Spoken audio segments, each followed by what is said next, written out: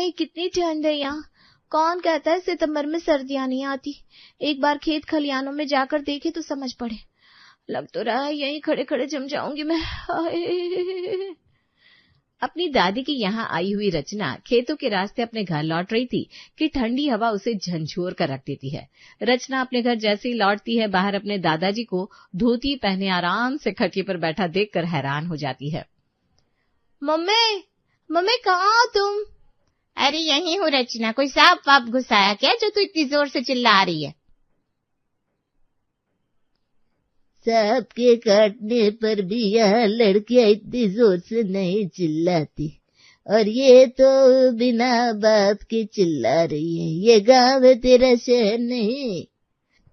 यही तो समझाना चाहती हूँ मैं आप लोगों को कि दादी ये गांव है। ठंड लग गई ना दादाजी को और अस्पताल जब तक पहुंचेगी तब तक आपका सुहाग उजड़ जाएगा। मेरा सुहाग चांद सितारों के साथ जिएगा। ठोस खाना खाते हम और ठोस जीवन जीते हम। कौन क्या कर लेगा? एक तो जंगल का इलाका, ऊपर से इतनी ठंड, और बिना किसी स्वेटर बिना किसी शर्ट के दादाजी बाहर बैठे हुए हैं। मेरी तो इस शॉल में भी जान निकली जा रही है। पहले के जमाने में ये स्वेटर वगैरह कहाँ होते थे बेटा? कौवा, बिल्ली, शेर, बाघ, किसी को स्वेटर पहने देखा है तुमने? अपने मन में इच्छा शक्ति होनी चाहिए बस। यह शहर जाकर बच्चों को पता नहीं क्या हो जाता है। भगवान ना करे तेरे ससुराल वाले हमारी पुरानी सोच को लेकर चलने वाले निकले। पति ने अगर ठंड में ठंडे पानी से नहाने को कह दिया तो वो तो तुझे करना पड़ेगा। आप अपनी फिक्र कीजिए दादी जी, मुझे आपकी तरह दादाजी के सामने एक एक रुपए के लिए हाथ नहीं फैलाना पड़ता। खुद कमाती हूँ मैं। अगर उसकी औकात नहीं होगी तो वाटर हीटर ले आऊंगी, फिर मैं भी गर्म पानी से नहा सकूंगी और वो भी। दिन बीतते दिखते हैं। रचना की पढ़ाई पूरी हो जाती है और उसकी शादी मैट्रिमोनियल साइट पर देखे हुए एक लड़के करण से हो जाती है। तुमसे पहले 5 गर्लफ्रेंड थी मेरी, 5 ऑनलाइन मिली थी और 5 ने धोखा दे दिया। इसीलिए इस डिजिटलाइजेशन से तो नफरत हो गई है मुझे। अब ऑनलाइन तुम्हारा रिश्ता मेरी बुआ जी ने देखा तब तो मुझे लगा कि तुम भी मुझे धोखा दे दोगी। वैसे तो हर तीसरी लड़की एक टॉक्सिक रिलेशनशिप से गुजरती है, तो उस नजरिए से मुझे भी तुम्हें टॉक्सिक लड़की की तरह ही देखना चाहिए और रेड फ्लैग समझना चाहिए। पर मैंने ऐसा नहीं समझा। हर किसी को नए नजर से देखना सीखो करण, और मैं तुम्हारी गर्लफ्रेंड नहीं हूँ। उन 5 के बराबर तुम्हारी वाइफ हूँ मैं। ये कहती हुई रचना करण के पेट में हल्की सी चुटी भरकर आंख मार देती है, जिससे करण शर्मा जाता है। आज तक कभी उसने ऐसी स्ट्रेट फॉरवर्ड लड़की नहीं देखी थी। अगली सुबह से ही अपनी जेठानी के साथ रचना घर के कामों को संभालने में लग जाती है। 2 बजते बजते लगभग सारा काम हो गया। झाड़ू, पोछा, बर्तन, कपड़े, दोपहर का खाना सब तैयार है। अब आराम से 3 घंटे बैठ सकती हूँ, फिर जाकर शाम के नाश्ते का वक्त आएगा। शाम की चाय बनाते हुए रचना चिप्स के एक पैकेट फाड़कर चिप्स खाने वाली थी कि उसकी जेठानी उसका हाथ पकड़ लेती है। अरे रचना, ये क्या कर रही हो तुम? ना ना ना ना। क्यों, क्या हो गया भाभी? चिप्स ही तो खा रही हूँ। घर के बड़ों से पूछा नहीं, पति को खिलाया नहीं और खुद खा रही हो? तुम्हें इस घर की रिवायतें पता नहीं है क्या रचना? मैं तो तुम्हारे जेठ जी से बिना पूछे मार्केट तक नहीं जाती। लगता है इस घर की हेड से अभी तक मिली नहीं हो ना तुम, इसलिए ये गलतियां कर रही हो। चिप्स खाने में क्या गलती? और मम्मी जी ने देखा मुझे किचन में आते हुए, और मेरे हाथ में चिप्स की पैकेट भी देखी उन्होंने। मुझसे तो कुछ नहीं कहा। मतलब कि अभी तक तुम्हें सारी बातें पता नहीं है। इस घर में चलती मम्मी जी की नहीं है, बुआ जी की है। तो जितनी जल्दी तुम बुआ जी के करीब हो जाओ उतना ही अच्छा है, बाकी तुम्हारी मर्जी। अभी नई नई अपने ससुराल में आई रचना को अपनी जेठानी की बात जरा चुभ जाती है, पर वो ससुराल में नई थी इसलिए किसी से कुछ नहीं कहती। गर्मा गर्म चाय रचना अपनी बुआ सास के कमरे में उन्हें पकड़ाकर वापस निकल रही थी कि बुआ जी कहती है, ये चप्पल पहनकर घर में कैसे घूम रही हो बहू? ये वो चमड़े वाली चप्पल नहीं है बुआ जी, ये तो कपड़े की चप्पल है। वो नवंबर आ गया ना, धीरे धीरे सर्दियां बढ़ रही हैं और मुझे ना इतनी जल्दी सर्दी लग जाती है कि क्या बताऊं, इसलिए ठंड में ना चप्पल पहनती हूँ मैं।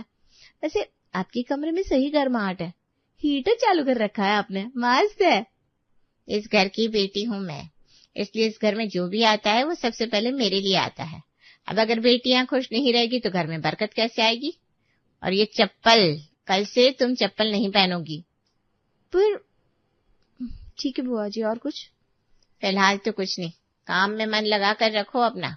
बाकी कोई भी शंका हो तो अपनी बड़ी भाभी से बात करके लेना, नहीं तो तुम्हारी दुर्दशा इस घर में तुम्हारी सास जैसी हो जाएगी। जी तो कर रहा है आपके मुंह पर एक घुसट मार दूं बुआ जी, पर क्या कर सकते हैं, इस घर की बहू हूं ना, और वो भी नई नवेली। एक रात पूरा परिवार पार्टी पर जाने के लिए निकल रहा था। आगे ड्राइविंग सीट पर करण जाकर बैठता है। उसके साथ वाली सीट पर जैसी रचना बैठती है कि बुआ जी की खांसी शुरू हो जाती है। ये लो भैया, ये संस्कार है बहू रानी के। पंडित जी से पूछकर कुंडली मिलाकर शादी होती तो ऐसे संस्कार वाली बहू नहीं आती। पर भाभी को बहू लाने की हड़बड़ी थी ना, लो और फोन में देख कर लाओ बहू को। ये क्या हरकत है रचना? बुआ जी से बिना पूछे तुम आगे जाकर कैसे बैठ गई? बिल्कुल शर्म लिहाज खो दिया है तुमने, ऐसे देवर जी के साथ गाड़ी में। छी छी छी छी।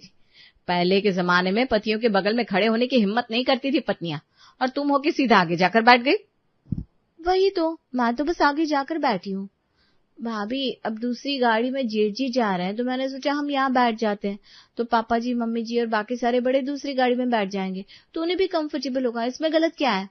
बहस करना गलत है बहू, और कौन किस गाड़ी में जाएगा ये बातें तुम घर के बड़ों पर छोड़ दो, है कि नहीं? आज भी इस घर में आने वाले शादी के कार्ड पर मनोहर का ही नाम होता है, तो इस घर में कब क्या और कैसे होगा वो भी मनोहर को ही सोचने दो। करण के बाजू में जाकर बैठ जाती है उसकी बुआ जी। ना ही मेघना को ना ही रचना को करण के साथ बैठने का मौका मिलता है। फंक्शन में स्टेज पर चढ़कर दूल्हा दुल्हन को गिफ्ट देना हो या किसी से मिलना जुलना, कहीं भी मनोहर मेघना को साथ में लेकर नहीं जा रहा था।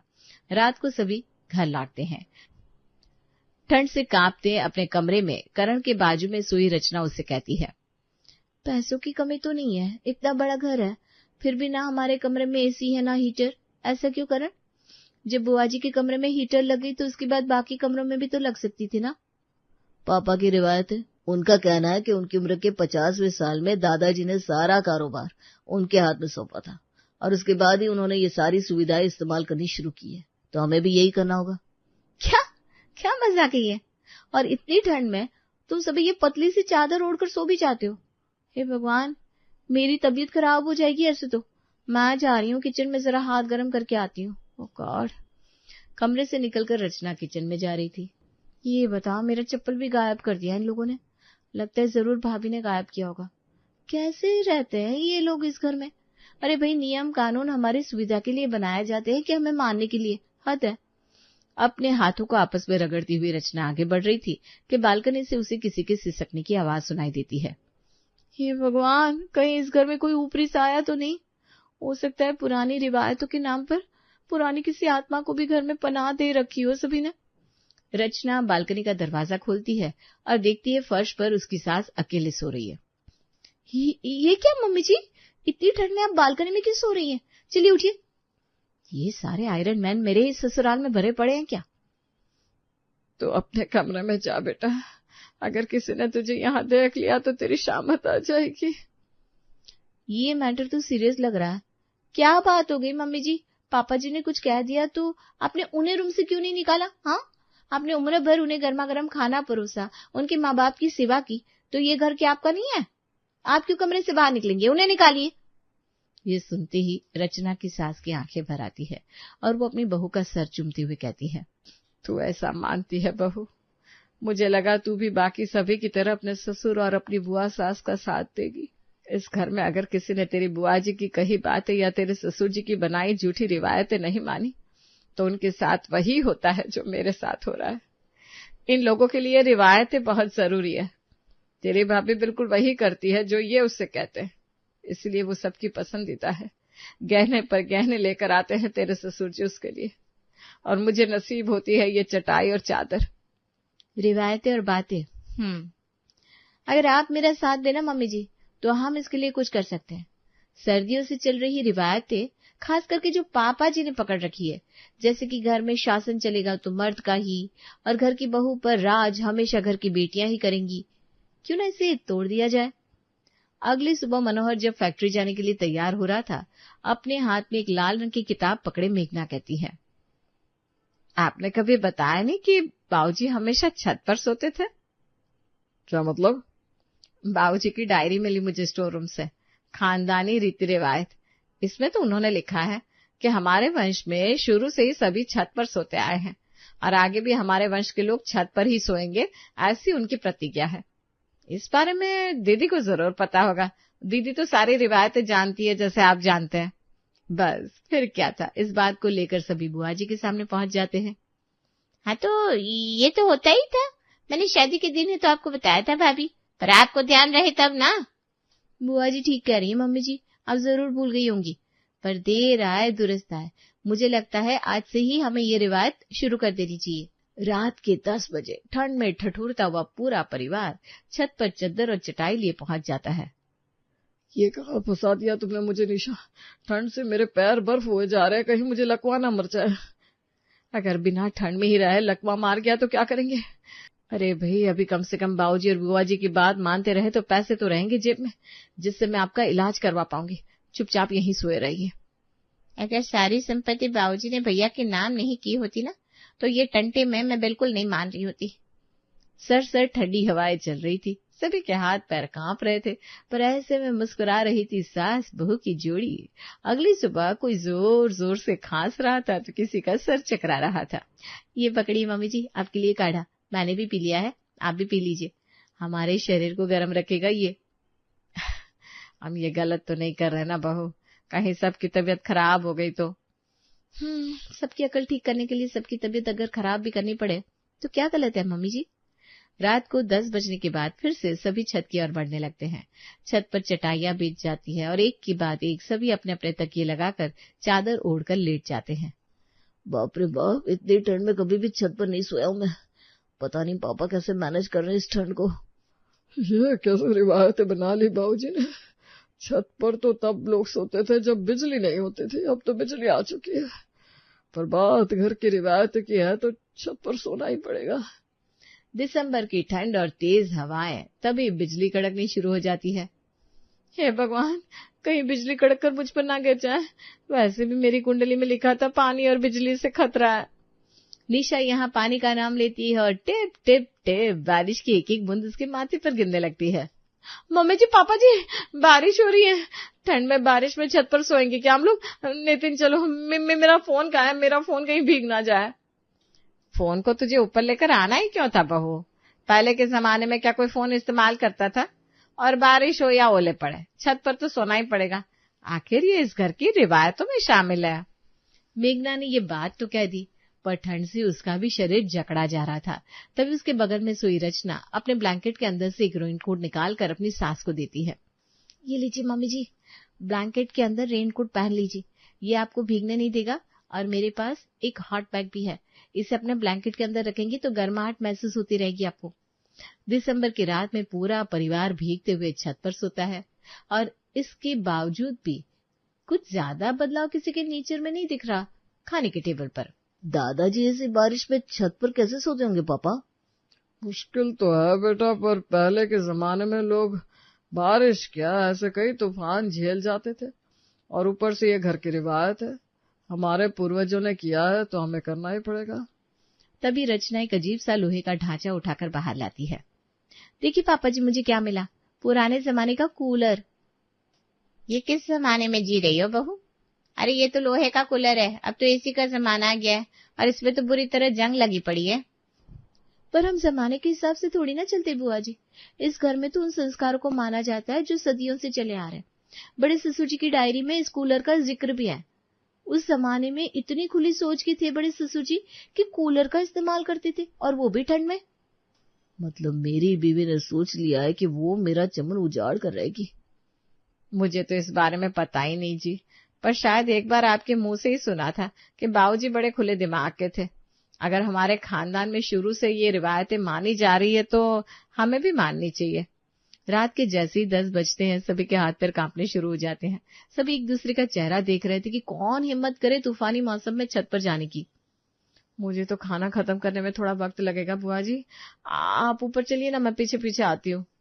मेरे पेट में भी ना थोड़ी सी गड़बड़ लग रही है, मैं जरा फ्रेश होकर ऊपर आती हूँ। बेटा तब तक तुम लोग आगे बढ़ो, कूलर की फिटिंग करो। इतनी ठंड में अगर मैं कूलर चलाकर सोया तो कहीं ये मेरी आखिरी रात ना हो जाए। एक एक करके सभी ने बहाने मारने शुरू कर दिए थे, पर मनोहर तो घर का मुखिया था, उसे तो आगे बढ़ना ही था। वो नहीं बढ़ता तो रचना और मेघना तो ऊपर पहले ही पहुंच गई थी। आहा जेठ जी, कितनी सुहानी हवा बह रही है।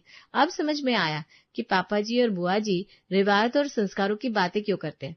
पुराने जमाने के लोग ऐसे प्राकृतिक हवा का मजा लेते थे। इस मजे की बात ही कुछ और है, नहीं? ये स्वेटर पहनकर, हीटर लगाकर हम सच में नेचुरल चीजों को मिस कर रहे हैं। कहीं बुआ जी भी इस मीठी हवा को मिस ना कर दे। मैं अब भी जाकर बुआ जी और जेठानी जी को लेकर आती हूँ। कड़कड़ाती ठंड में बहती शीतलहर, ऊपर से कूलर के बर्फ वाले पानी ने तो तहलका मचा दिया था कि तभी आसमान से ओले गिरने शुरू हो जाते हैं। जैसी बर्फ की पहली गोली मनोहर के माथे पर जाकर लगती है, वो भाग खड़ा होता है और उसके पीछे बाकी सभी भी नीचे आ जाते हैं। पहले के जमाने की बात अलग थी, तब लोगों का शरीर लोहे जैसा मजबूत होता था। अब ना खान पान वैसा है, ना मौसम। आस पास वाले तो हमें पागल ही समझेंगे। बर्फीली बारिश में, ठंड में कूलर लगाकर कौन सोता है?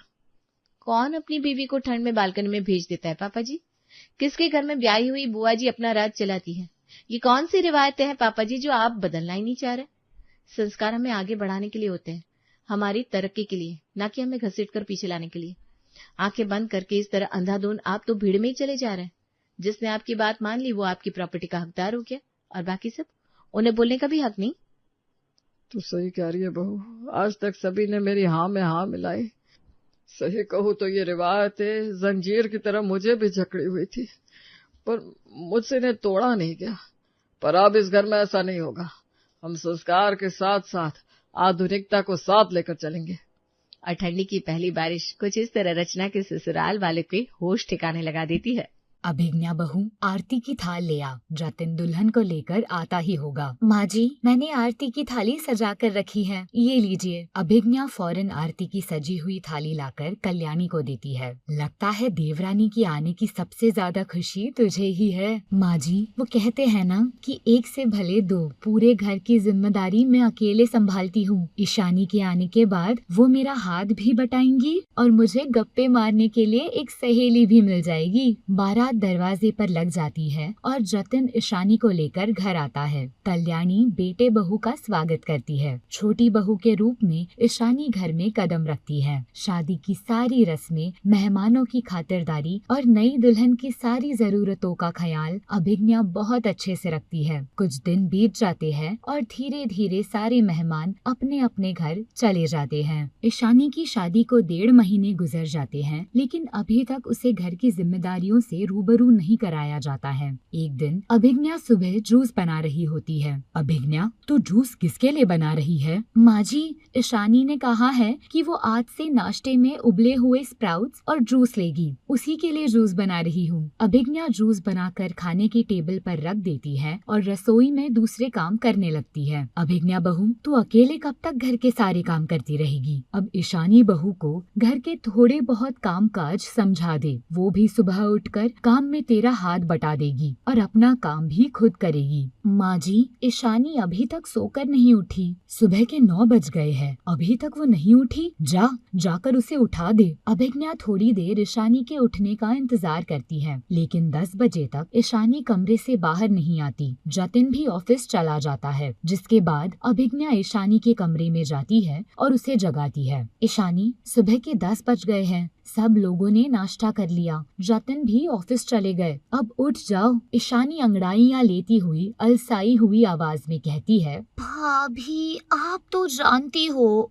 मुझे सुबह बेड टी के साथ उठने की आदत है। जब तक मुझे बेड पर चाय नहीं मिलती है मेरी आँख ही नहीं खुलती है। आप मेरे लिए चाय ला दो प्लीज। ठीक है, मैं तेरे लिए चाय लेकर आती हूँ। अभिज्ञा मन ही मन में सोचती है कि शादी के 1.5 महीने तक तो नई दुल्हन होने के नाते उसने ईशानी को बेड टी लाकर दी है, लेकिन क्या अब भी उसे बेड टी लाकर देनी होगी? अच्छा चलो, अभी दे देती हूँ। धीरे धीरे ईशानी घर के सारे तौर तरीके सीख जाएगी और अपनी जिम्मेदारी भी समझने लगेगी। अभिज्ञा ईशानी को बेड टी ला कर देती है। ये लो ईशानी, तुम्हारी बेड टी। थैंक यू भाभी। अब आप फटाफट मेरा नाश्ता टेबल पर लगा दो, मैं 2 मिनट में तैयार होकर आती हूँ। आपने मेरे लिए स्प्राउट्स और जूस बना दिया है ना? हाँ ईशानी, मैंने तुम्हारा नाश्ता तैयार करके टेबल पर रख दिया है। अभिज्ञा को थोड़ा अजीब लगता है, लेकिन वो रसोई में जाकर अपने काम पर लग जाती है और ईशानी का नाश्ता तैयार करके खाने के टेबल पर लगा देती है।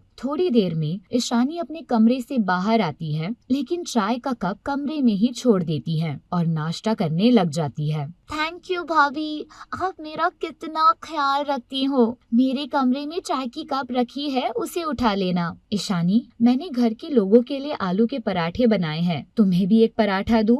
वैसे तो मैं आज से डाइट पर हूँ, लेकिन आपने पराठे बनाए हैं तो जरूर खाऊंगी। अभिज्ञा ईशानी को पराठे ला कर देती है। भाभी, आपने पराठे के साथ हरी चटनी नहीं बनाई? बिना हरी चटनी के साथ पराठे कैसे खाएंगे? ईशानी, मैंने हरी चटनी तो नहीं बनाई, सारे लोगों ने टोमेटो सॉस के साथ पराठे खाए हैं। तुम भी टोमेटो सॉस ले लो। और हाँ, नाश्ते के बाद माँ जी से पूछ लेना कि दिन के खाने में क्या बनेगा। ईशानी अभिज्ञा की बात का कोई जवाब नहीं देती है और आराम से नाश्ता करके अपने कमरे में जाकर टीवी देखने लगती है। दोपहर के वक्त जब कल्याणी अभिज्ञा से पूछती है, अभिज्ञा बहू, आज खाना नहीं बनेगा क्या? माँ जी, मैंने ईशानी से कहा था कि आपसे पूछकर खाना बना ले। ईशानी ने आपसे नहीं पूछा? ईशानी तो मेरे पास आई ही नहीं। अभिज्ञा ईशानी के कमरे में जाती है, तब ईशानी आराम से बेड पर लेटकर अपना फेवरेट वेब सीरीज देख रही होती है। ईशानी, तुमने खाना नहीं बनाया?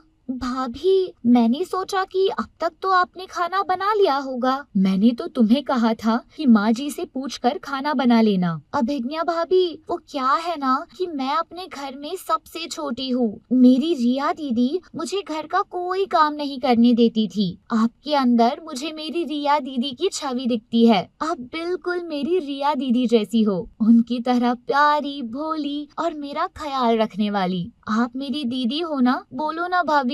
हाँ, पर अब आज से मैं आपको भाभी नहीं दीदी बुलाऊंगी। दीदी, आज दिन का खाना आप बना लो ना प्लीज। ईशानी अपनी चिकनी चुपड़ी बातों में अभिज्ञा को फंसा लेती है और अभिज्ञा को न चाहते हुए भी दिन का खाना बनाना पड़ता है। वो रसोई में खाना बना रही होती है और मन ही मन में सोचती है, दीदी बनाकर मुझसे अभी तो खाना बनवा लिया, लेकिन रात का खाना तो उसे ही बनाना पड़ेगा। दिन का खाना बनाने के बाद अभिज्ञा सोचती है कि रात के खाने को वो हाथ भी नहीं लगाएगी, लेकिन शाम के 5 बजते ही ईशानी अभिज्ञा के पास आती है। अभिज्ञा दीदी, आज रात का खाना जरा जल्दी बना देना। वो क्या है ना कि आज से मैं शाम 7 बजे से पहले डिनर कर लूंगी। रात को जल्दी खाना खाने से हाजमा सही रहता है और वजन भी नहीं बढ़ता है। वैसे आज आप रात के खाने में क्या बना रही हो? आज मुझे रिया दीदी के हाथ के बने पालक पनीर और मटर पुलाव की बहुत याद आ रही है। दीदी, आप मेरे लिए पालक पनीर और मटर पुलाव बनाओगी ना? पालक पनीर? हाँ दीदी,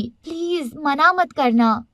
हाँ, क्यों नहीं, बना दूंगी। अभिज्ञा ईशानी की फरमाइश पूरी करती है और रात के खाने में पालक पनीर और मटर पुलाव बनाती है। ईशानी आराम से डाइनिंग टेबल पर बैठकर खाना खाती है और अपने कमरे में जाकर सो जाती है। अब ईशानी अभिज्ञा को दीदी बनाकर उससे अपने सारे काम करवा लेती है। एक दिन जतिन ईशानी से पूछता है, ईशानी, कल मैंने अपने ऑफिस से कुछ पेपर्स भिजवाए थे, वो तुमने कहाँ रखे हैं? वो जो राजू लेकर आया था? हाँ, वही। दीदी को पता होगा। अभिज्ञा दीदी, उन्होंने ही राजू से पेपर्स लिए थे। आप अभिज्ञा दीदी से ही पूछ लो। भाभी, कल जो पेपर्स मैंने राजू से भिजवाए थे वो आपने कहाँ रखे हैं? वो मैंने आपके भैया की अलमारी में रखे हैं। मैं आटा लगा रही हूँ। जतिन, आप अपने भैया की अलमारी से पेपर्स खुद निकाल लो। जतिन विकास के कमरे में जाता है और अपने पेपर्स ढूंढता है, लेकिन उसे पेपर्स नहीं मिलते हैं। भाभी, आप आकर पेपर्स ढूंढ दो। अभिज्ञा रसोई से आकर विकास की अलमारी में पेपर्स ढूंढती है, लेकिन उसे पेपर्स नहीं मिलते हैं। शायद वो पेपर्स आपके भैया गलती से ऑफिस लेकर चले गए।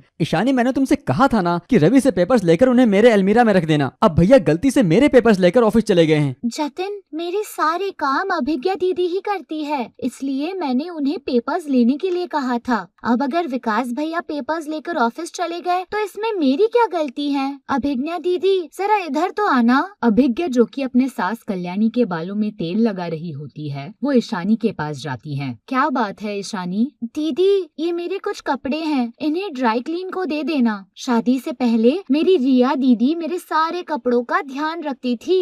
ठीक है ईशानी। अभिज्ञा वहाँ से जाने लगती है, तभी ईशानी उसे एक और काम बताती है। दीदी, जल्दी से मेरे लिए एक ग्लास नींबू पानी बना दो ना, न जाने क्यों आज सुबह से बहुत एसिडिटी हो रही है। अभिज्ञा ईशानी को नींबू पानी बना कर देती है। ईशानी बहू, ईशानी बहू। जी माँ जी। ईशानी बहू, आज दोपहर का खाना तू बना ले।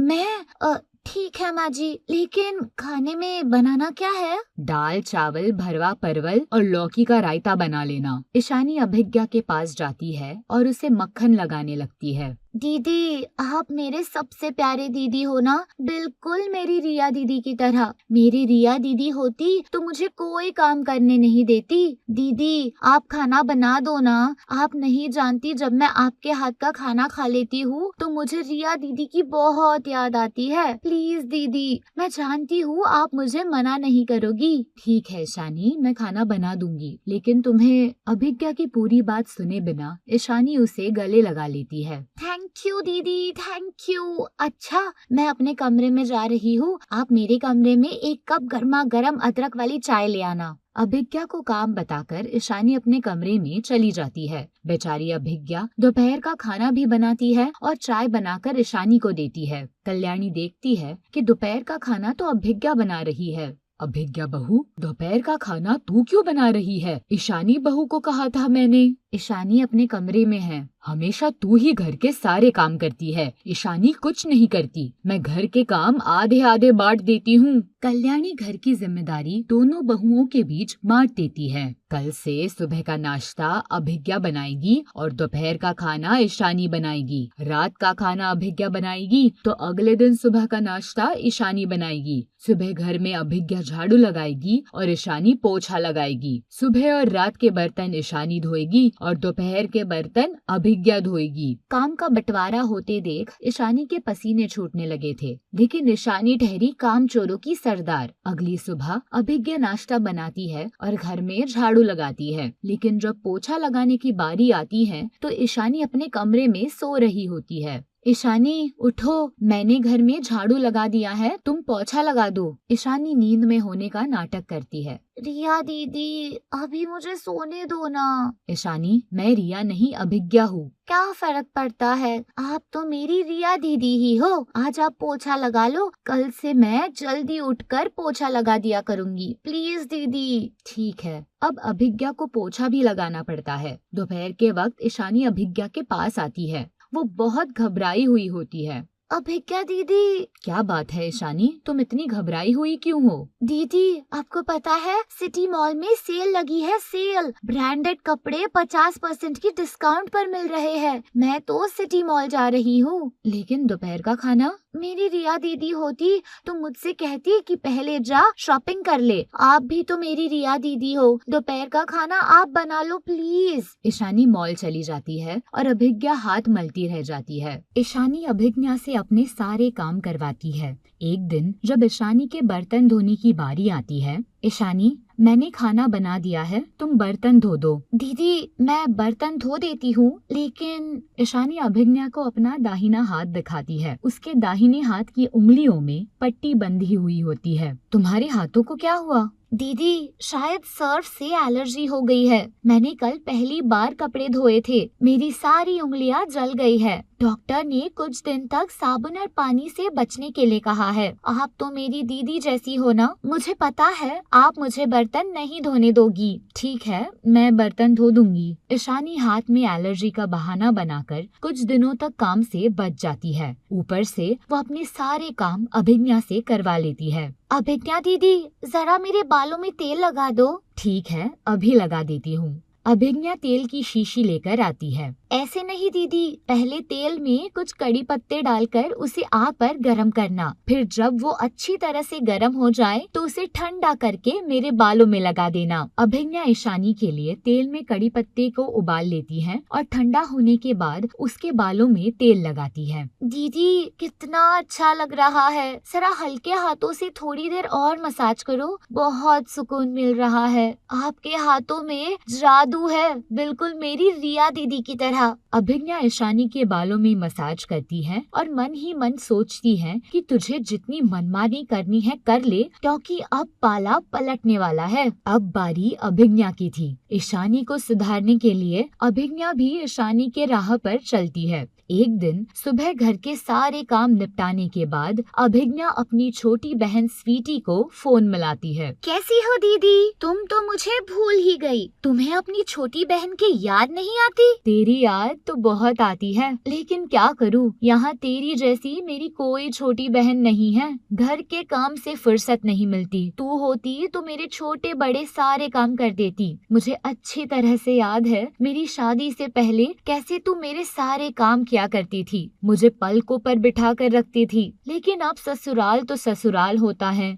यहाँ मुझे पलकों पर बिठाने वाला कौन है? तेरी तरह मेरा ख्याल रखने वाला कौन है? तू तो यहाँ नहीं है, लेकिन तेरी याद हर पल मेरे साथ है। अपनी छोटी बहन से फोन पर बात करते करते अभिज्ञा इमोशनल हो जाती है। थोड़ी देर बात करने के बाद अभिज्ञा फोन रख देती है। अभिज्ञा की सारी बातें ईशानी सुन लेती है। ईशानी अभिज्ञा के पास आती है। कैसी बात कर रही हो दीदी? मैं हूँ ना आपकी छोटी बहन। अगर आप मेरी बड़ी बहन हो तो मैं आपकी छोटी बहन ही तो हूँ। मैं आपको आपकी छोटी बहन की कमी कभी महसूस होने नहीं दूंगी। अगर ऐसी बात है तो जल्दी से मेरे लिए एक कप गर्मा गर्म कॉफी बना लो। शादी से पहले जब भी मेरा मूड खराब होता तो स्वीटी मेरे लिए कॉफी बना कर लाती थी। उसके हाथ की कॉफी पीकर मेरा मूड एकदम फ्रेश हो जाता था। कॉफी बनाने के नाम से ईशानी की बैटरी डाउन हो जाती है, लेकिन अब वो अभिज्ञा की छोटी बहन थी, इसलिए वो उसे मना नहीं कर सकती थी। ठीक है दीदी,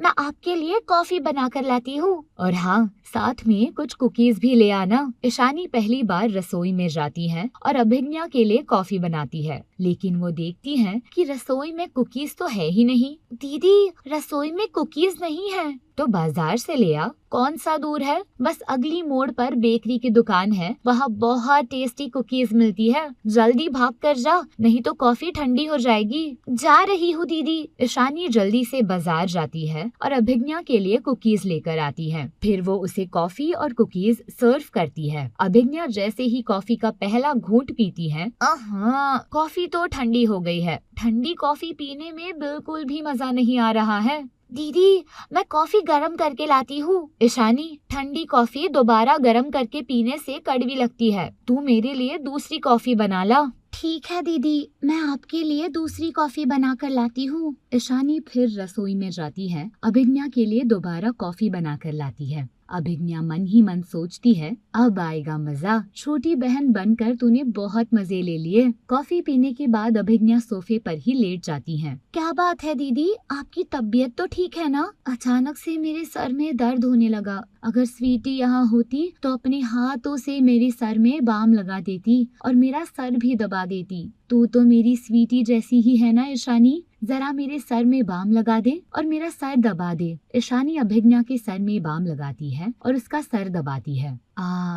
अभी भी बहुत दर्द है। ऐसा लग रहा है जैसे आज मुझसे कोई काम नहीं होगा। स्वीटी की बहुत याद आ रही है। शादी से पहले जब भी मेरी तबीयत ढीली होती थी, स्वीटी मुझे घर का कोई काम नहीं करने देती थी। मेरे बिना कहे वो सारे काम खुद कर देती थी। दीदी, मैं हूँ ना आपकी स्वीटी, आप आराम करो, मैं घर के सारे काम कर दूंगी। उस दिन पहली बार ईशानी घर के सारे काम कर देती है। खाना बनाना, घर की सफाई, बर्तन, कपड़े। इधर अभिज्ञा सोफे पर लेटकर आराम कर रही होती है और स्वीटी को काम करते हुए देखती है। अभिज्ञा मन ही मन सोचती है, अब आया ऊंट पहाड़ के नीचे, अब घर के सारे काम ईशानी से करवाऊंगी। अभिज्ञा ऐसा ही करती है। अपनी छोटी बहन होने का इमोशनल ड्रामा करके वो ईशानी से घर के सारे काम करवाने लगती है। एक दिन चंद्रशेखर विकास से कहता है, विकास बेटे, आज ऑफिस से आते समय मेरी और अपनी माँ की दवाइयाँ लेते आना। हमारी दवाइयाँ खत्म हो गई हैं। ठीक है पिताजी। विकास ऑफिस जाने वाला होता है कि अभिज्ञा उसे कहती है कि वो उसे मायके छोड़ दे और शाम को आते वक्त मायके से पिक कर ले। लेकिन मुझे शाम को पिताजी और माँ की दवाइयाँ भी लानी हैं। अगर मैं तुम्हारे मायके गया तो हमें वहाँ से लौटने में देर हो जाएगी। उसकी चिंता आप मत करो, आप बस मुझे पिक करने आ जाना। माँ और पिताजी की दवाइयाँ आ जाएंगी। अभिज्ञा तैयार होकर विकास के साथ मायके जाने लगती है। दीदी, आप कहीं जा रही हो? हाँ ईशानी, कितने दिनों के बाद आज मुझे मायके जाने की फुर्सत मिली है। लेकिन दीदी, अभी घर के सारे काम पड़े हैं। तुम हो ना मेरी छोटी बहन, जब भी मैं बिजी होती थी मेरी स्वीटी घर के सारे काम कर लेती थी। मैं जानती हूँ तुम्हारे होते हुए मुझे चिंता करने की कोई जरूरत ही नहीं है। तुम सारे काम कर लोगी, है ना ईशानी? हाँ दीदी, मैं कर लूंगी। ईशानी, हमें लौटने में देर हो जाएगी। तुम माँ और पिताजी का ख्याल रखना, उन्हें समय पर खाना खिला देना, घर के सारे काम कर देना, हमारे आने से पहले रात का खाना बना लेना, और हाँ, शाम को बाजार जाकर माँ पिताजी के लिए दवाइयाँ और हरी सब्जियाँ ले आना। ठीक है दीदी, आप बेफिक्र होकर जाइए, मैं सारे काम कर लूंगी। अभिज्ञा विकास के साथ अपने मायके चली जाती है। ईशानी को उस दिन घर और बाहर के सारे काम करने पड़ते हैं। रात होने तक ईशानी थक कर चूर हो जाती है। आज तो मैं बहुत थक गई। जब से अभिज्ञा दीदी ने मुझे अपनी छोटी बहन बना लिया है, वो अपने सारे काम मुझसे करवा रही है, और आज तो उन्होंने सारी जिम्मेदारी मुझ पर छोड़ दी। उनकी छोटी बहन बनना बहुत भारी पड़ रहा है। ईशानी को समझ आ जाता है कि किस तरह से अभिज्ञा को अपनी बड़ी बहन बनाकर उसने अभिज्ञा से अपने सारे काम करवाए हैं। अभिज्ञा दीदी पूरे घर को संभालती हैं, और उस पर से मैं भी अपने सारे काम उनसे करवाती थी। वो कितना थक जाती होंगी। मुझे उनके साथ मिल बांट कर घर का काम करना चाहिए। रात में अभिज्ञा और विकास घर आते हैं। अभिज्ञा अपने कमरे में जाकर आराम करने लगती है और सीधा खाने के समय बाहर आती है। ईशानी सबको खाना खिलाती है। अभिज्ञा दीदी, आज मैंने घर का सारा काम किया है, सिर्फ रात के बर्तन धोने हैं, वो आप धो दो। हाय, आज मेरी छोटी बहन स्वीटी यहाँ होती तो मुझे बर्तन भी नहीं धोने देती और मेरे पैर दबाकर मुझे सुलाती। लेकिन तू तो है ना मेरी छोटी बहन। ईशानी, तू बर्तन धो दे। ठीक है दीदी। ईशानी बर्तन भी धोती है और अभिज्ञा के पैर भी दबाती है। अगले दिन ईशानी अभिज्ञा से कहती है, अभिज्ञा दीदी, आज से मैं और आप मिल बांट कर काम करेंगे। माँ जी ने घर के काम आधे आधे बांटे हैं। आज से घर की आधी जिम्मेदारी मेरी और आधी आपकी। अभिज्ञा समझ जाती है कि उसका ईशानी को छोटी बहन बनाने का ड्रामा काम कर गया है। वो चैन की सांस लेती है और उस दिन से दोनों देवरानी जेठानी बनकर अपनी अपनी जिम्मेदारी संभाल लेती है।